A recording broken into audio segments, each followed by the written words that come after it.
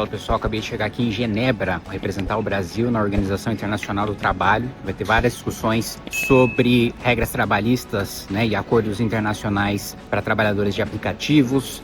Também vamos buscar alinhar a legislação brasileira às melhores práticas internacionais, participar de discussões também sobre cuidados e acidentes no trabalho, como evitar, e várias outras discussões, em várias reuniões acontecendo. Estou aqui junto do setor produtivo, representantes dos transportes, da CNT, que me convidou, da indústria, da CNI, do comércio, da CNC, enfim, o setor produtivo brasileiro está aqui e eu aqui enquanto parlamentar participando das discussões e para trazer, como sempre eu gosto, pegar um pouco de direito comparado, ver o que funciona no mundo, trazer para o Brasil e também desenhar e articular tratados internacionais que deixem a nossa legislação mais parecida com os países desenvolvidos.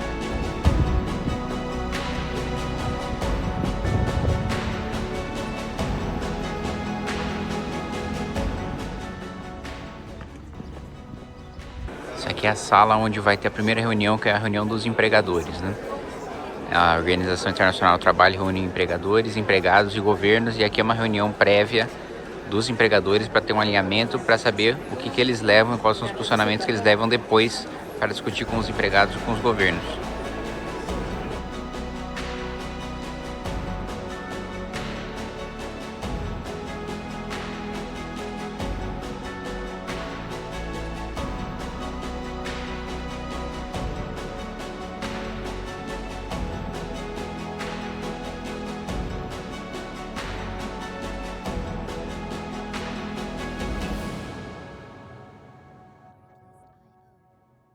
Meus amigos, para vocês que me acompanham aqui no YouTube, não viram no Instagram que eu estou em missão oficial em Genebra, né, participando da OIT, Organização Internacional do Trabalho, que discute, né, leis trabalhistas em convenções internacionais e que o Brasil participa com empregadores, e eu faço parte aí da comitiva dos empregadores, dos representantes do setor produtivo, dos transportes, do comércio, da indústria, também representantes do governo, né? Aliás, eu acabo de sair de uma reunião em que estava presente o ministro do Trabalho, Luiz Marinho, e também representantes dos sindicatos, né? Pois muito bem. Primeiro, para falar para vocês, né, do que se trata tudo isso, né? Existem duas, né, são comissões, são órgãos multilaterais, né? A OIT ali é uma divisão ali, faz parte da ONU, né, das Nações Unidas, e é um órgão que discute convenções e recomendações de natureza trabalhista, né, para serem implementadas internacionalmente, né? O primeiro ponto importante, né, de se ressaltar é a diferença entre uma recomendação e uma convenção, né? Então, vários técnicos, né, de diversos países representando os interesses dos seus países, né, de maneira tripartite, né? Então, o Brasil tem a representação do setor produtivo, do seu governo e dos trabalhadores, assim como todos os outros países, né? E aí cada um tem o seu voto, cada um tem a sua opinião. Numa recomendação, né, você envia oficialmente para o país, né, pela OIT, uma recomendação de que aquele país, né, produza legislação trabalhista naquele sentido, né, mas não há nenhuma força legal maior do que essa. É uma recomendação, como o próprio nome diz. A convenção, né, aí é um tratado internacional, né, e no Brasil, tratado internacional, eu já falei isso em alguns vídeos, mas para quem ainda não viu, o tratado internacional está acima da lei, né? Ele tem natureza supralegal, né? Ele está abaixo da nossa Constituição, né? Ele é infraconstitucional, mas ele tem um peso, né, maior do que a nossa lei. Então, se uma convenção prevê, né, algum dispositivo legal e a gente tiver alguma lei, né, que diz o contrário, né, que se a gente tiver alguma legislação que difere de uma convenção que o Brasil assine, a convenção prevalece sobre a lei, né? Daí a importância de participar dessas discussões. E a impressão que eu quero compartilhar para vocês é a primeira vez que eu participo de alguma discussão em organismo multilateral, né? Eu nunca fui da Comissão de Relações Exteriores, então não costumo participar dessas discussões, é a primeira vez que eu venho no órgão multilateral. E uma coisa que eu até falei O editor vai colocar aí para vocês. Boa tarde a todos. Bom, eu não tenho fala preparada, porque quem falaria é o deputado Léo Prats, mas então o que eu vou compartilhar com vocês é um pouco do meu aprendizado, da minha visão, né, nesse período em que eu tenho acompanhado as comissões e as discussões aqui. Em primeiro lugar, eu acho que nós vamos ter uma preocupação com a efetividade das normas, com a aplicabilidade dessas normas no nosso país, na realidade do nosso país. Eu vejo que tem muitas discussões aqui nas convenções que entram no detalhe que não se encaixam exatamente na nossa realidade. E também uma coisa, aqui estando apenas entre brasileiros, acho que eu posso falar confortavelmente, que para mim me chamou muita atenção, e que nos ambientes diplomáticos eu costumo ver isso com mais sutileza, e aqui eu estou vendo isso um pouco de maneira um pouco mais grosseira, ministro. Dos países desenvolvidos quererem empurrar para a gente obrigações, deveres, ônus que eles próprios não assumem, normas escritas e definições escritas por eles que eles próprios depois não submetem aos seus parlamentos, não internalizam como normas, como deveres dentro dos seus países e empurram, né, para todo o nosso bloco da América Latina, Caribe e também para os países do continente africano. Então, eu tenho visto aqui uma diplomacia mais hostil com a qual eu estou acostumado a lidar com embaixadores, com, enfim, representantes de consulados de diversos países. Aqui eu vejo que há um jogo geopolítico sendo jogado de maneira mais hostil. Então, acho que independentemente de todos conhecem, acho que a minha visão de mundo, que diverge da visão de mundo do ministro e que tem algumas diferenças da visão de mundo do senador, mas acho que independentemente disso, das divergências, mensagem que eu gostaria de deixar aqui para vocês, dessa percepção que eu tive, é da gente fazer uma defesa forte do interesse nacional. Eu vejo que, de fato, eu imaginava que nessas discussões multilaterais os países fossem mais sutis na defesa dos seus interesses próprios que prejudicassem outros, e eu vejo que aqui as coisas são um pouco mais diretas do que eu imaginava. Então, só dizer que do desenvolvimento de todas as discussões que têm sido feitas aqui, me preocupam algumas redações, me preocupam algumas definições que têm sido firmadas e que, no final das contas, me parece que querem nos impor sem que os países desenvolvidos, especialmente os países da União Europeia, adotem esse modelo, e também os Estados Unidos, que já tem um histórico de não assinar e não se comprometer com legislações que vão ser impostas a outros países, ainda mais considerando a natureza do nosso ordenamento jurídico, em que convenções estão acima da lei, né? Tem peso infraconstitucional, mas supralegal. Então, acho que isso requer uma atenção especial na hora da gente internalizar essas convenções. Obrigado. Nessa reunião que a gente teve de Brasil, né? Porque primeiro a gente teve uma reunião com os empregadores do mundo inteiro, né? Então, representantes lá de 160, 170 países tiveram juntos para tentar alinhar a visão do setor produtivo em relação aos temas em debate, né? Tem 3 temas muito importantes sendo debatidos, né? Primeiro, a regulamentação do trabalho em aplicativos, né? Em plataformas, que, aliás, eu vejo claramente a intenção do Luiz Marinho de tentar impor via convenção a lei que ele não consegue aprovar no Brasil, né? Então, tentar utilizar a pressão externa, né, da ONU, da OIT, para aprovar uma regulamentação que vai onerar os trabalhadores, tanto que os próprios trabalhadores de aplicativos são contra, e o projeto de lei enviado pelo governo não passou por causa disso.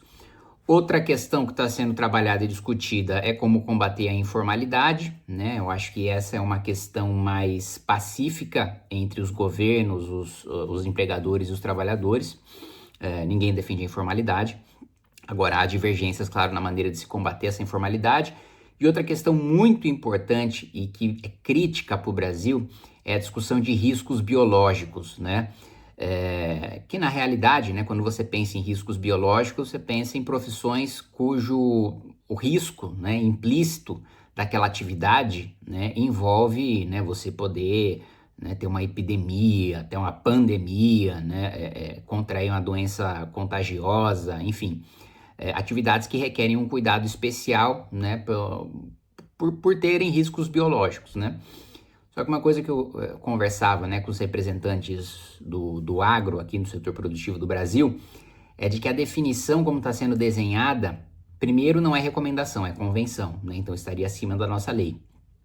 A definição ela está muito ampla, né, de risco biológico. Qualquer dano potencial causado por qualquer animal está sendo considerado risco biológico, o que endurece, enrijece, encarece as regras para atividades que não têm o risco biológico de fato.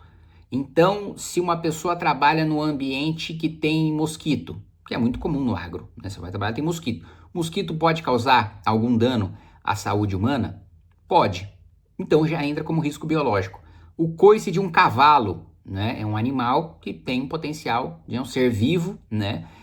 Que tem um potencial de causar um dano à saúde do ser humano. Um cachorro que morde, né, também tem todo cachorro tem um potencial de causar um dano para o ser humano. Então, a definição está ampla demais. Se for adotada, isso mata o agro brasileiro.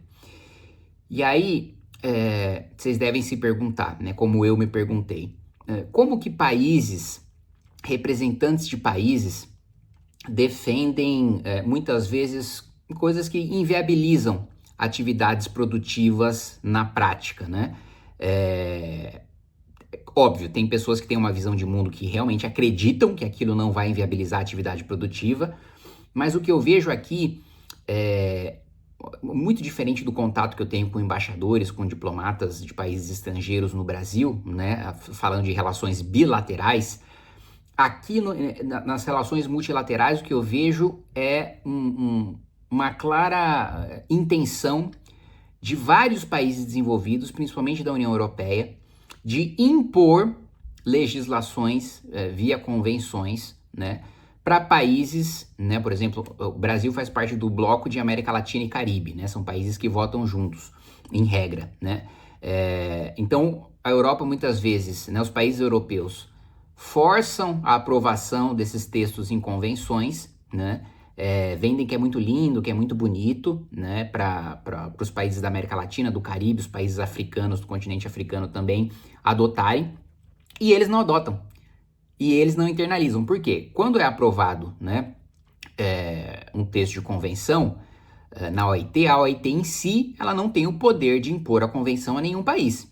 Então, mesmo que os países, né, a representação desses países, né, forme maioria para aprovar uma convenção, primeiro, o chefe de Estado, o chefe de governo daquele país precisa assinar, né?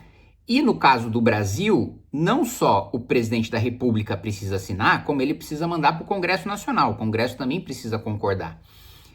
E aí o que acontece?